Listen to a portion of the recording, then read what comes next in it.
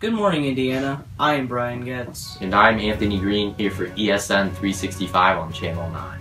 One of the most debated about issues at the moment is whether President Obama should allow the United States to get involved militarily in Syria. Pro-democratic protests exploded in March 2011 in Daraa after local teenagers got arrested and tortured for expressing their beliefs on a local school wall.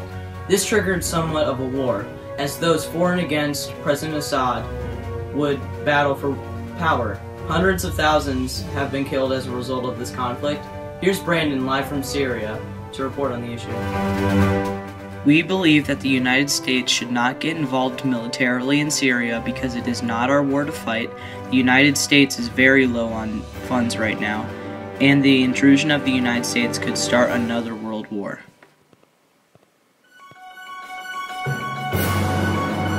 You're right, Brian. The incident with the teenagers somewhat kicked off the conflict in Syria with the soon upbringing of protests. To begin with, about the Syria crisis, there are three main topics to understand. The Syrian conflict started in a nutshell because of the Civil War, Cold War, and Holy War. The Civil War is a struggle between the rebel Sunnis against a loyalist group of Shiites. Second, the Cold War that has started involves much of the world's powers, including the US, European countries, Russia, and China. The US and European countries support the rebels while Russia and China take the side of the government.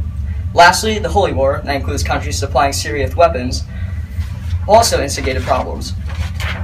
Moscow, Iran, and Iraq all contribute to supplying the Syrian government with military supplies because of their similar religious backgrounds as Shiites. Saudi Arabia, on the other hand, supports Sunni advocates in Syria by also supplying them with military tools.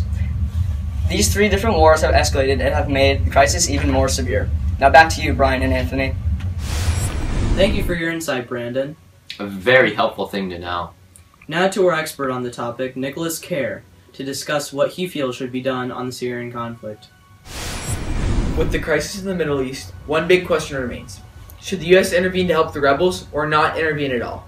This is not a question of whether or not to intervene by helping the government or the rebels due to the fact that the government gassed innocent civilians in Damascus on August 21st. In the past, the U.S. has decided not to intervene with the whole Syrian conflict when Saddam Hussein used chemical gases in Halabja in 1988. Currently, President Obama has discussed the possibility of a diplomatic solution in Syria, according to the White House. The ESN differs from the intervention of the Syrian rebel crisis, believing it is unneeded. More than just the U.S. is involved in the whole Syrian conflict. This propaganda shows President Obama standing with multiple other countries' flags behind him. The fact that he is pictured saying that we only tolerate our own shows sarcasm in the fact that we are too worried about everyone believing in our cause. Money should be a huge issue, and considering the U.S. is in debt and in large amounts, maybe a war is not the best at this time. The fact is that this war is something the U.S. doesn't need to be involved in, especially with the current conflicts going on right now. This graph pictures whether or not the U.S. should get involved in Syria, as well as European nations.